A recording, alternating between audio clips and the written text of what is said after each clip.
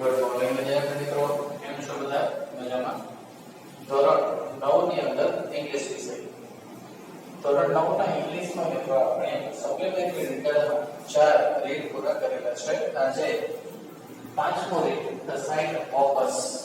આના ચાલનારા આ પાઠમાં કરચલા વિશે કેટલીક હકીકતો જણાવવામાં આવેલી છે. કરચલા ભિન્ન ભિન્ન વ્યક્તિત્વના હોય છે. દરિયા કિનારા પર લીલા કરચલા જોવા મળે છે. આપણે તેમનાથી સંભાળ રાખવી જોઈએ. નાનકડો કરચલો પણ પીડાકારક ડંખ મારી શકે છે. કરચલાને બે નહોર અને ચાલવાના પગની 4 જોડ હોય છે, જેનાથી તે ઝડપથી ચાલી શકે છે. તેની ચાલ છટાદાર હોય છે. તેનું માથું જો ઉત્તરમાં હોય તો તે પૂર્વ કે પશ્ચિમમાં ચાલશે. તેથી જો કરચલો તમારી સામે જોતો હોય તો ડરવું નહીં, કારણ કે સીધો તમારા તરફ નહીં આવે. અગાઉ કરચલાઓ તરી શકતા પણ હવે મોટા ભાગના તરતા નથી. તેમની પૂંછડીઓ નાની થઈ ગઈ છે, કારણ કે તેમને તરવા માટે તેનો ઉપયોગ કરવાનું છોડી દીધેલું છે. કરચલાને જાડું કવચ હોય છે, જે રક્ષણ પૂરું પાડે છે. તે જ્યારે કવચ વિના હોય ત્યારે દુશ્મનો સામે તેમને રક્ષણ મળતું નથી. તેથી તેઓ ખડકની તિરાડ કે પોલાણોમાં છુપાઈ જાય છે. તેઓને રેતી નીચે દટાઈ જવામાં પણ મજા પડે છે. તો મિત્રો, અહીંયા પાઠની શરૂઆત કરીએ. Have you ever been to sea shore? તમે ક્યારે દરિયા કિનારે ગયા છો? On the beach we find different types of creatures. દરિયા કિનારે આપણે વિવિધ પ્રકારના પ્રાણીઓ કે જીવોને જોઈ શકીએ છીએ. Among these, crabs are the most interesting ones. They are of different kinds. તેમાંથી કરચલા સૌથી વધારે રસપ્રદ જીવ છે. તે જુદા જુદા પ્રકારના હોય છે. Just as people differ in their personality, crabs are different too. જેવી રીતે લોકો પોતાના વ્યક્તિત્વથી જુદા પડે છે, તેમ કરચલા પણ જુદા જુદા હોય છે. Some are impatient, intolerant and short-tempered, others are lazy. કેટલાક અધીરા, અસહિષ્ણુ અને ચીડિયા હોય છે. બીજા આળસુ હોય છે. The green crabs on the shore are of the first type. દરિયા કિનારાના લીલા કરચલા પહેલા પ્રકારના છે. We need to be careful with them. આપણે તેમનાથી ખૂબ સાવચેત રહેવું જોઈએ. If you hold such a crab from behind by its shell, its claws cannot reach you.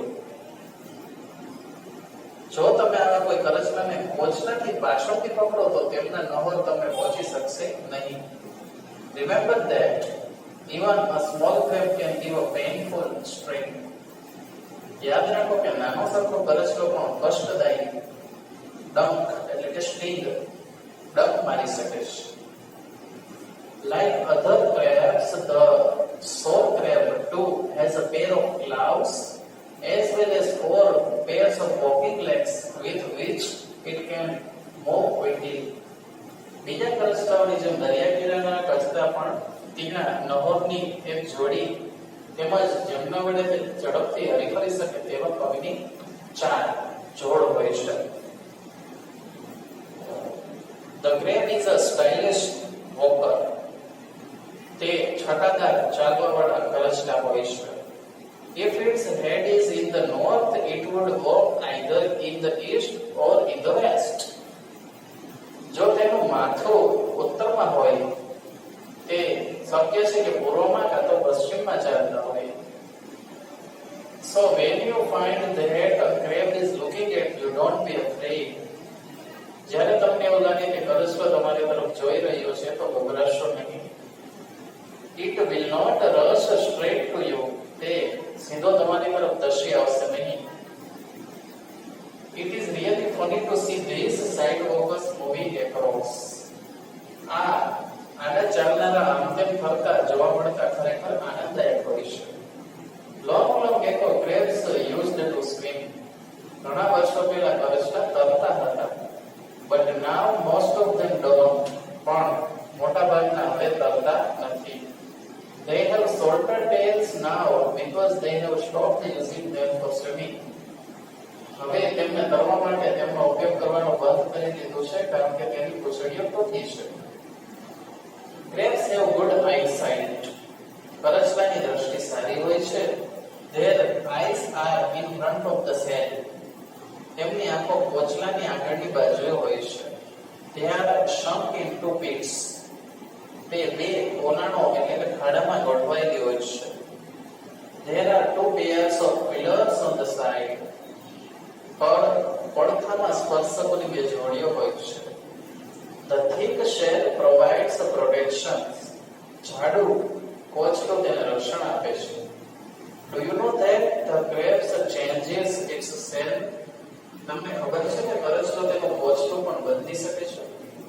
After some time the shell does not increase in size. અમુક સમય પછી કોચલું કદમાં વધતું નથી.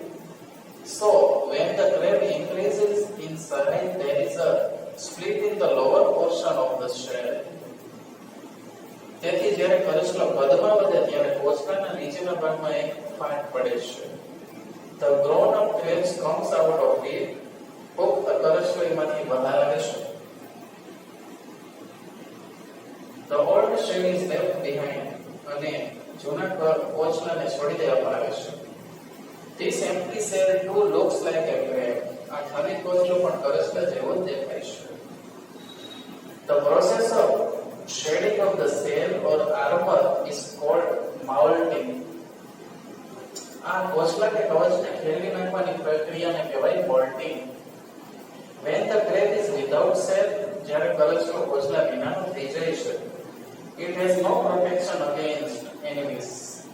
ત્યારે દુશ્મનો સામે રક્ષણ મળતું નથી. So it hides itself away for some time in some crack of the rock or a hole.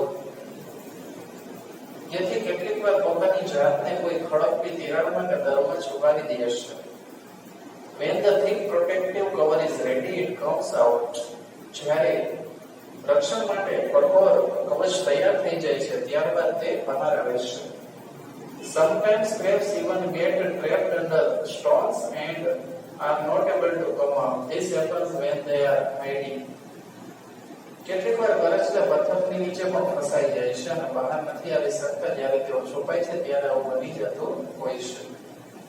The crab enjoys burying itself in sand. કરચલો રેતીમાં છુપાઈ જવાનો આનંદ માણે છે. At this time only its eyes and pillars can be seen. ત્યારે એ વખતે માત્ર તેની આંખો અને સ્પર્શકો જ જોઈ શકાય છે. However, it is alert to catch small insects passing by. આમ છતાં પોતાની બાજુમાંથી પસાર થતા નાના જંતુઓને પકડવા માટે તે હંમેશા સતર્ક હોય છે.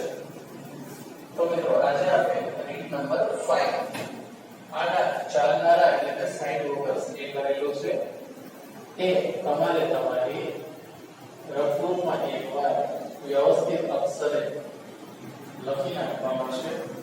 બરાબર, જેથી કરીને તમને ઇંગ્લિશ લખવા વાંચવા અને બોલવામાં કશો જ વાંધો આવશે નહીં. તો ચાલો હવે આપણા નેક્સ્ટ વિડીયોમાં મળીશું. ત્યાં સુધી મિત્રો ઘરે રહો, સુરક્ષિત રહો. Thank you.